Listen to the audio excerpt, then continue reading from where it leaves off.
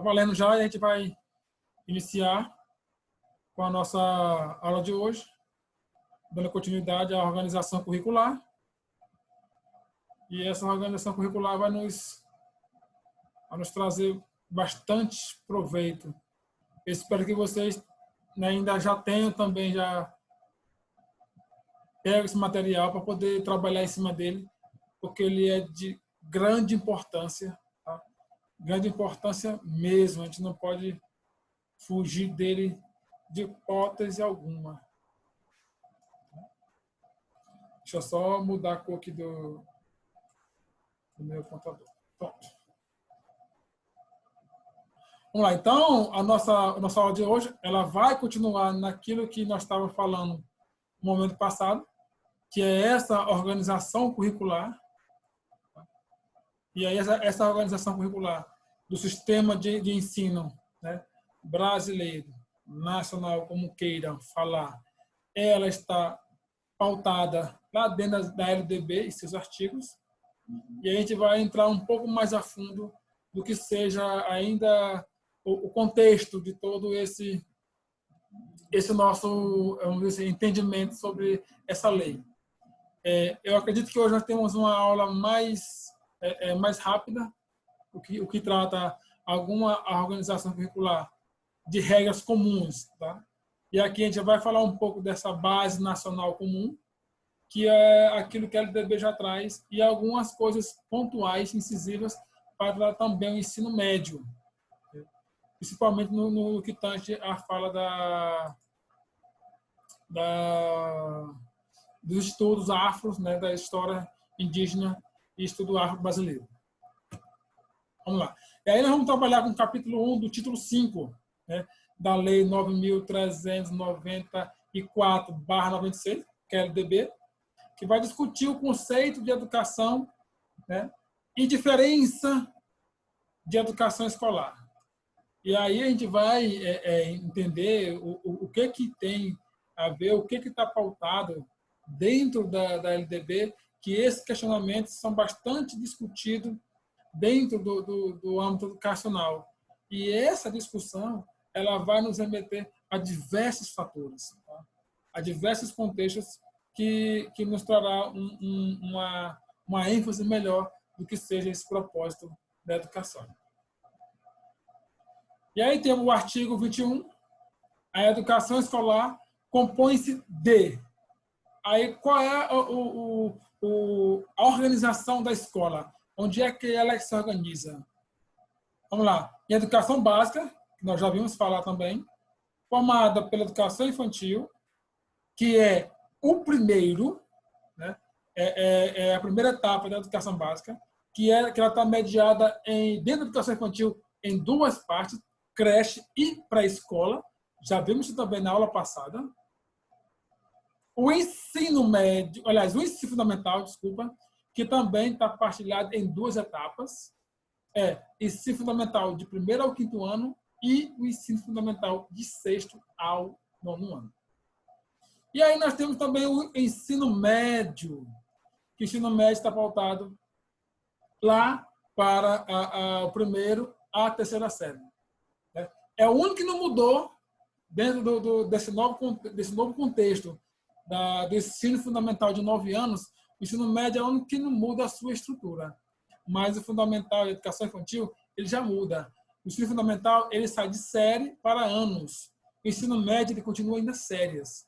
E tem uma base nacional comum só para o ensino médio, que já saiu, e aí depois eu posso até pegar e passar para vocês a última versão que eles têm sobre o ensino médio. É interessante também que a gente tenha esse acesso a essa informação. E aí, o inciso 2, ele fala da educação superior, que está pautada também para os princípios da LDB, que nós já demos uma pequena entrada na aula passada, mas que nesse agora a gente vai ver o que tem de surpresa para nós. Que às vezes é uma surpresa boa, não vai ser uma surpresa ruim, não. Tá bom? Aí tem o do capítulo 2, da educação básica, o artigo 22. Ele diz o seguinte, de acordo com a LDB, A educação básica tem por finalidade desenvolver o educando, ou seja, o aluno, assegurar-lhe a formação comum indispensável para o exercício da cidadania. Quem faz isso é quem? É a escola. É função da escola transformar esse cidadão, tá, para estar em exercício pleno da sua liberdade e do seu favor no meio social ou no meio da comunidade. E fornecer-lhes meio para progredir no trabalho e em estudo posterior.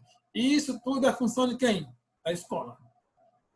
Porque a escola é que vai estar responsável por transformar esse aluno, esse educando, para que ele possa ter essa amplitude, essa abertura e possa chegar até o mercado de trabalho preparado para os desafios.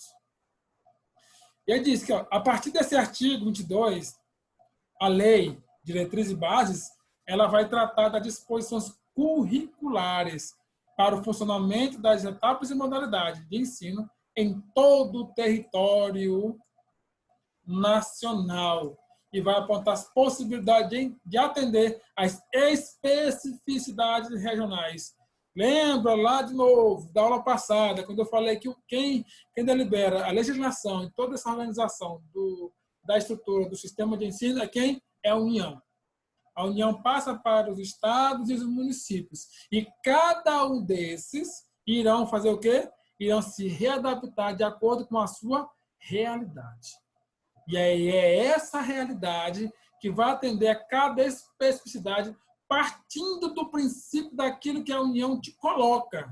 Né? Quando eu falo te coloca para o Estado, coloca para o município. E quem vem a fiscalizar isso? Os conselhos, que é deliberado por lei a partir da União.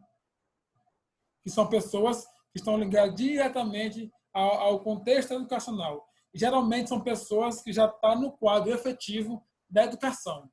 Quando eu falo efetivo da educação, quando eu falo no Conselho Municipal, ele tem que ser um profissional efetivo de carreira da Secretaria Municipal de Educação, para ele poder pleitear a estar no Conselho. Se ele for do Estado, a mesma coisa. Ele tem que ter um profissional que esteja efetivamente no cargo de professor, de acordo com a lei Diretriz e Base da Educação, que fala que o profissional, o professor, ele só vai ter os seus direitos, a sua legalidade, quando ele entrar para a função de professor através de concursos públicos. Mas sabemos que isso, para o nosso território, para o nosso sistema de ensino dentro do nosso país, geralmente isso não acontece. Pessoas que não têm vínculo efetivo com o município e com o Estado, mas que estão lá trabalhando porque exige a necessidade. E aí os estados e o município faz aquela algazarra toda, né? Como a gente já sabe, e acaba desvalorizando a mão de obra que seria melhor qualificada do profissional e acaba levando para outros contextos. Mas eu penso que daqui para frente a gente pode... Estou escrevendo? Não, né? Depois eu deixo esse slide para vocês lá no grupo da forma como eu deixo sempre. E o link eu vou deixar também lá no YouTube, para que vocês possam depois, com mais calma, com mais tranquilidade, vocês poderem estudarem da melhor forma. Bom? Aqui, o artigo 23, ele ainda fala ainda da educação básica, que poderá organizar-se em série, e até botei série barra ano, né?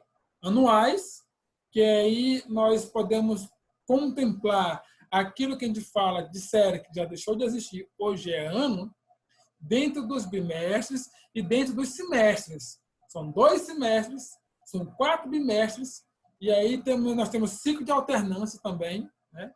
Que aí nós vamos trabalhar com outros contextos que não sejam o ensino regular. A gente vai trabalhar com alternância, como a educação de jovens e adultos. Nós vamos trabalhar com alternância com a educação quilombola, que é lá do ensino médio, e isso é lá para o Estado. E outros tipos de conceituação de educação que vai se moldando a partir da necessidade que se tem. Assim como a educação indígena, né? Algum tipo de educação cristã, que segue uma doutrina da igreja, né? E sabemos que a igreja, para o nosso contexto educacional, já trazendo um pouco da história da educação no nosso país, lá em 1500 e alguma coisa, 1500, 1400 alguma coisa, quem começou essa organização educacional no país foram os padres, foram os jesuítas, que acabaram trazendo a educação para o Brasil, para os índios, uma forma de poder catequizá-los, né, dentro da escola cristã, e aí foram se moldando, foram se constituindo a educação, aí vinha quem vinha de fora, os espanhóis, os portugueses, vão chegando no Brasil, e aí quando vão se instalando assim, dentro da educação, dentro do nosso país, aí os índios começam a perder espaço, aí chegam os africanos a poder trabalhar a mão de obra pesada, e aí quem tem uma educação mais formalizada, de educação de qualidade, é quem? Apenas os senhores feudais e seus filhos, os reis, né? Os que tinham mais dinheiro, que vinham se impostando das terras. E aí cria-se aquela avalanche da educação voltada apenas para a elite. E que até hoje nós temos uma educação de qualidade. Mas se nós analisarmos que a educação não é essa qualidade, é uma educação que só é feita para quem? Para a elite. Onde não deveria. Onde a educação deveria ser um marco equalizador, onde todo mundo tivesse as mesmas oportunidades e a mesma garantia da qualidade. Mas, porém, entretanto, e todavia, a gente vai retomar aqui para a gente poder chegar nesse contexto apenas em outros momentos. Mas só para a gente poder ter um pouco mais dessa colocação. E assim também os estudos, grupos não seriados. Quando ele fala aqui em grupos seriados, tá? E grupos não seriados, esse contexto de grupo não seriado, na educação brasileira não é para existir mais. Quando a gente fala em escolas muito seriadas, são sala de aula que comporta 3, 4 séries com menino todo mundo dentro. Menino de 10, de 11 anos, de 15 anos, 16 anos, dentro de uma sala de aula onde o professor terá que trabalhar com meninos que têm faixa etária para estar no segundo ano, outro para estar no quarto e outro para estar no quinto. Agora, você imagina o professor dar uma aula dessa dentro de uma sala de aula para 30 alunos, e aí esses 30 alunos, a cada 10, ele é uma turma diferente, ele é um ano diferente. Tem um do segundo, um do terceiro e um do quarto. Já imaginou a confusão? E aí, assim, depois de um grande esforço da LDB com o MEC, a União, trazendo esses empoderamentos, que o que seria mais viável é tirar esse princípio da escola de muito seriado e trazer os alunos para grupos não seriados, ou seja, para o ensino regular, onde eles pudessem realmente, cada um estar no seu ano, dentro da sua faixa etária, para que ele pudesse ter melhor qualidade do ensino. Tá? Aqui, com base na idade, ou seja, alunos na idade certa, no ano certo. Na competências e em outros critérios, ou pela forma diversa de organização, sempre que é o interesse do processo de aprendizagem, assim o recomendar. Certo? Tinha muito seriado? Tinha. Hoje, aqui no município de Codó, acho que são poucas escolas, pouquíssimas mesmo, não chega nem a 3%. E se tiver isso é na zona rural, porque o número de alunos, né, de uma determinada comunidade ou escola, ele é pequeno. Apenas, às vezes, tem uma sala de aula, aí tu tem 10 alunos, aí daqueles 10 alunos, um está de 11 anos, outro está com 13, aí junta e coloca na mesma sala de aula para poder desenvolver um ensino. É legal? De ponto de vista, sim. Mas tem aprendizado? Aí não. Aí a qualidade ela cai. Né? Por isso que existiu, há uns 3 anos atrás, quando começou esse processo de nucleação, onde o município estava tirando escolas que tinham 3, 4 alunos e levando esses alunos para uma escola onde tinha possibilidade realmente de ter mais alunos e ele pudesse sair desse ciclo de muito seriado, onde ele pudesse realmente ter o acesso dele para a escola do ensino regular, para o ano regular. E aí sim, ele estaria dentro do assunto dele, dentro do ano e da série dele sem nenhum prejuízo. Tá? Deixa eu só ver aqui, que ainda tem gente aqui que está com o microfone aberto. Deixa eu botar mudo. Pronto.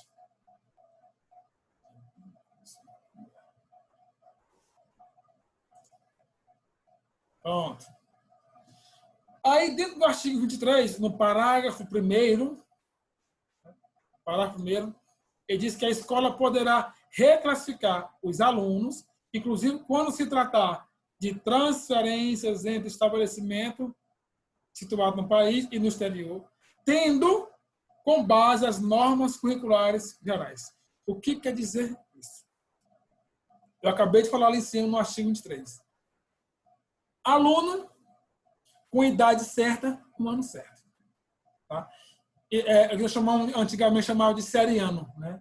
Onde o aluno estaria dentro daquela faixa etária que eu coloquei para vocês, lá na aula passada, onde o aluno de primeiro ao 5º ano ele estava na faixa etária de 7 a 11 anos, e o aluno de 7 a 10 anos, e o aluno de 6º ao 9º estaria na faixa etária de 11 a 14 anos. Se esse aluno encontrasse um aluno, e se eu encontrar um aluno na idade dele, de 13 anos, e ele ainda chegar para o ensino fundamental, aí nós vamos ter que fazer um processo de reclassificação. Tá? Aquilo que o MEC já coloca aqui no parágrafo 1º, onde o estabelecimento de ensino pode fazer isso. E alunos que vêm do exterior, como já recebemos alguns, ele vai ter que se adaptar ao sistema de ensino dentro do país, dentro do nosso sistema de ensino, para que ele possa continuar estudando e se ele também ter...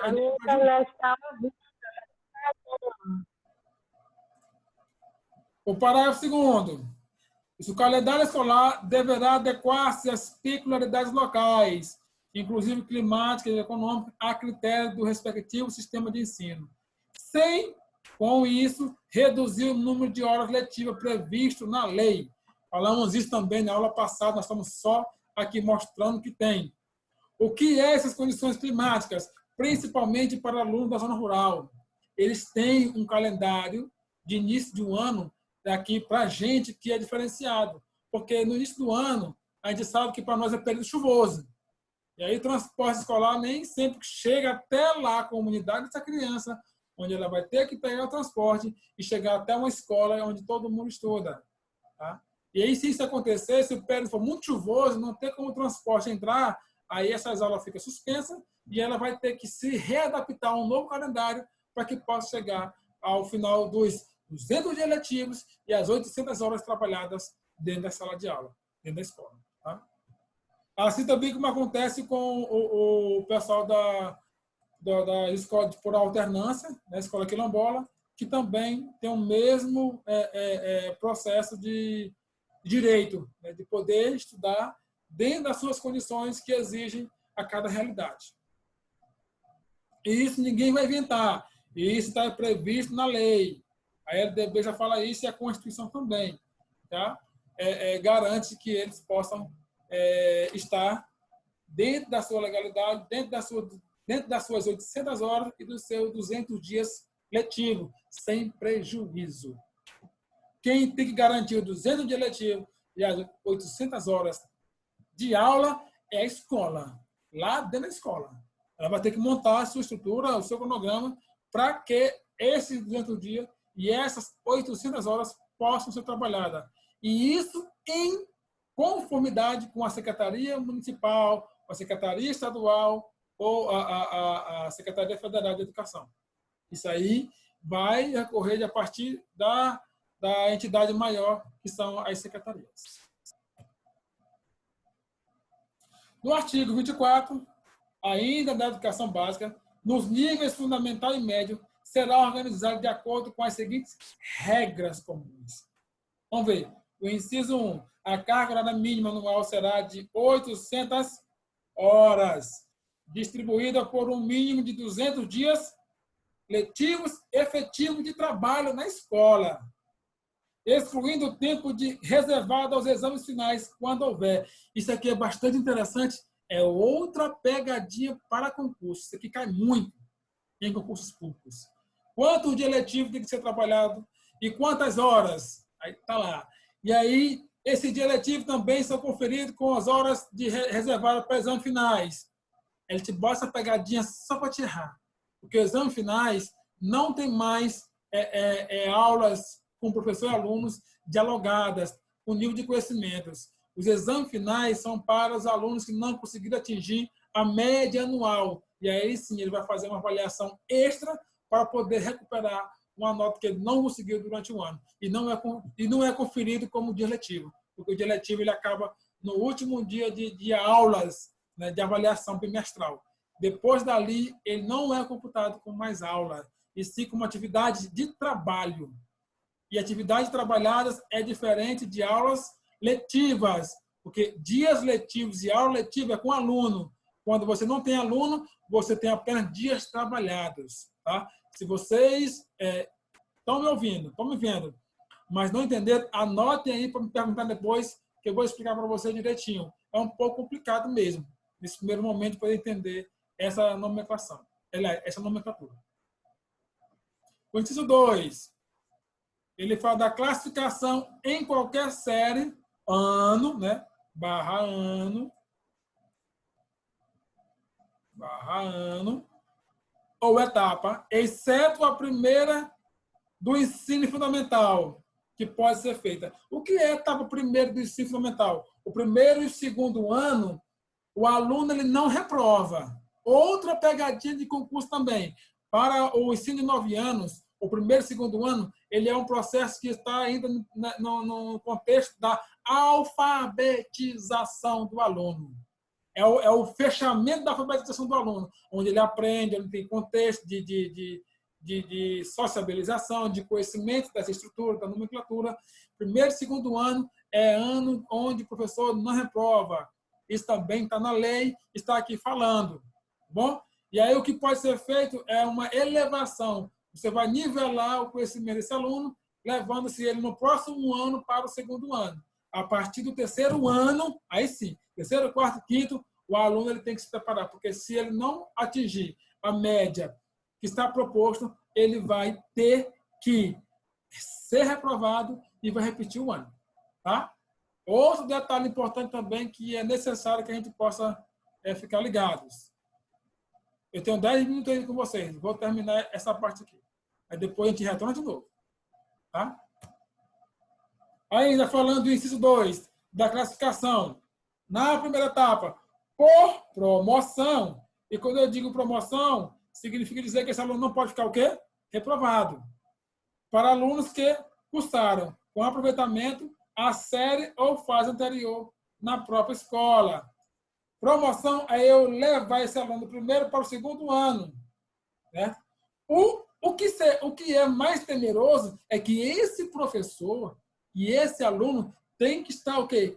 Em convergência. Esse aluno e o professor tem que estar juntos, porque a base de conhecimento dele, daquilo que ele vai aprender para os próximos anos, é responsabilidade do professor. Esse professor tem que saber valer realmente a estrutura qualificatória desse aluno para que ele lá na frente ele não possa ter prejuízo. Porque ele pode ter um grande prejuízo aí nesse processo. Ou seja, também por transferências para candidatos procedentes de outras escolas.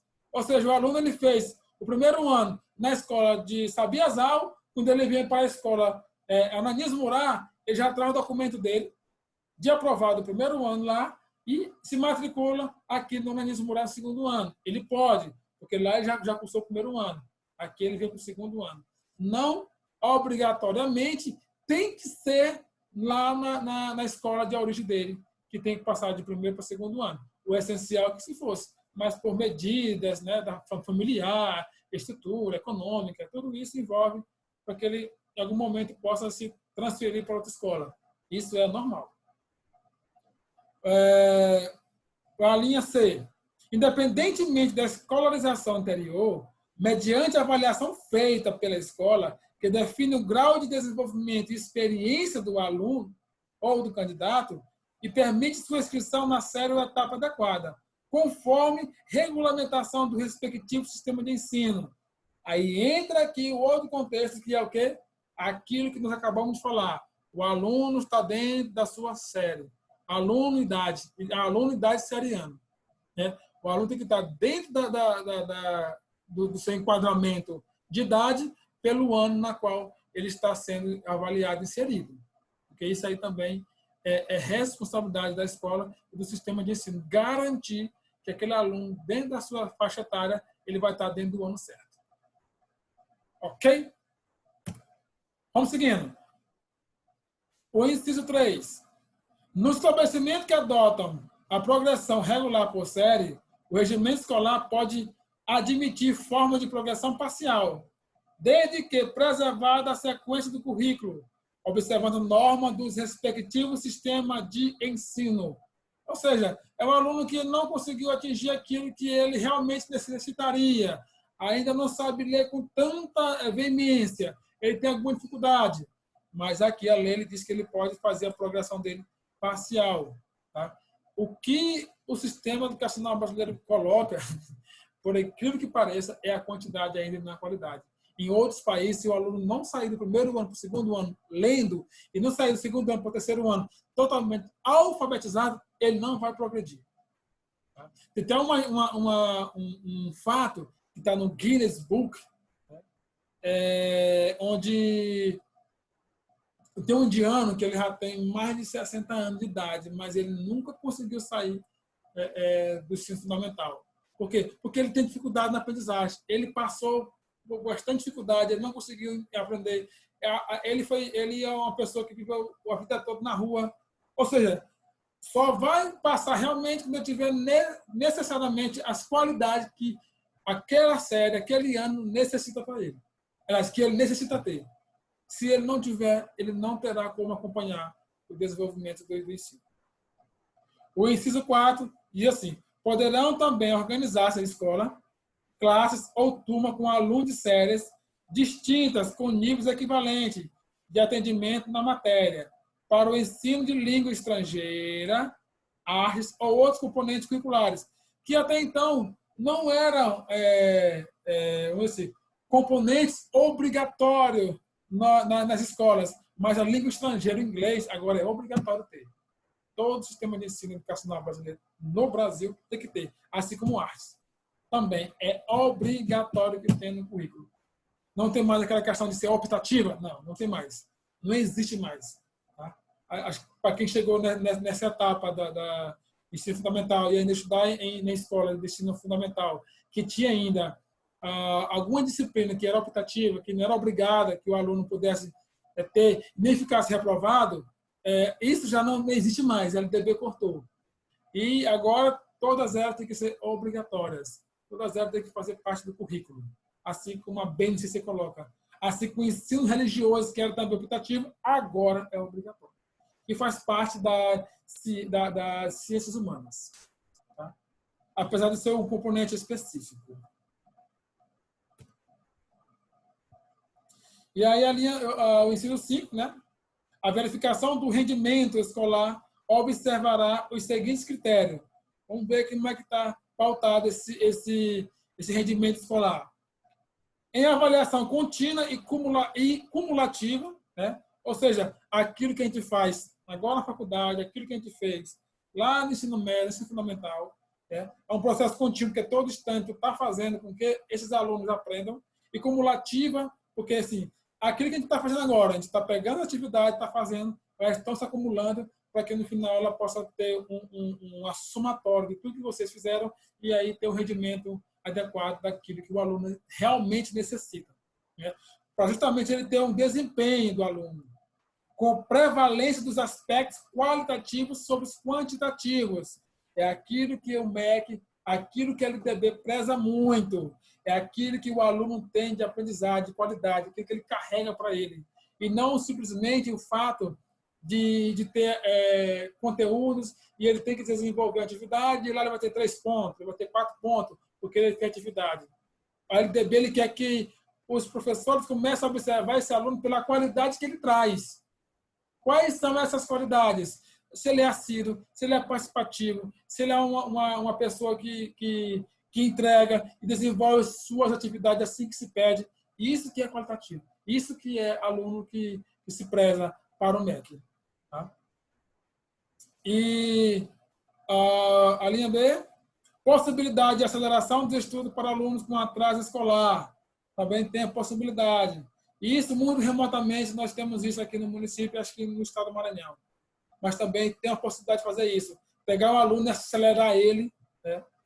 Quando não tem essa aceleração pelo ensino regular, o que acontece é lá no EJA. Né? Uma vez o aluno passar 200 dias letivos fazendo um ano, ele passa 200 dias letivos fazendo 2. No primeiro semestre ele faz o segundo ano e no segundo semestre ele faz o terceiro. Porque aí ele está acelerando, ele tá buscando o tempo perdido que ele teve e quando ele estava fora da sala de aula. Isso também é uma possibilidade. Possibilidade de avanço nos cursos e nas áreas mediante a verificação do aprendizagem. Isso também acontece muito em níveis superiores. Né? Tem aluno que ele é um aluno de superdotação, que é assim, já dentro do sistema educacional brasileiro, já coloca isso como aluno que tem uma deficiência, superdotado, é um aluno que já tem um nível de inteligência muito avançado daquilo que se é colocado como padrão, e aí ele acaba tendo uma vantagem de poder acelerar os seus cursos, os seus avanços, os seus ensinos. Já temos casos no Brasil que é uma criança, com 15 anos, ela já tinha terminado o curso de Direito dela e já estava fazendo estudo para ser magistrado. Né? Mas ele demandaria algum tempo, porque também não poderia avançar tudo. Mas ele já estava nesse processo. Tá? E, por último, aproveitamento de estudo concluído com êxito. Alunos que ficaram tendo que aproveitar estudos, né? Porque ele não se enquadra naquilo que a faculdade, a instituição coloca para ele, e aí ele entra com um processo, né, de direito de poder fazer esses estudos acelerados ou em outro momento, aproveitando a sua carga horária que ele tem livre. Ok?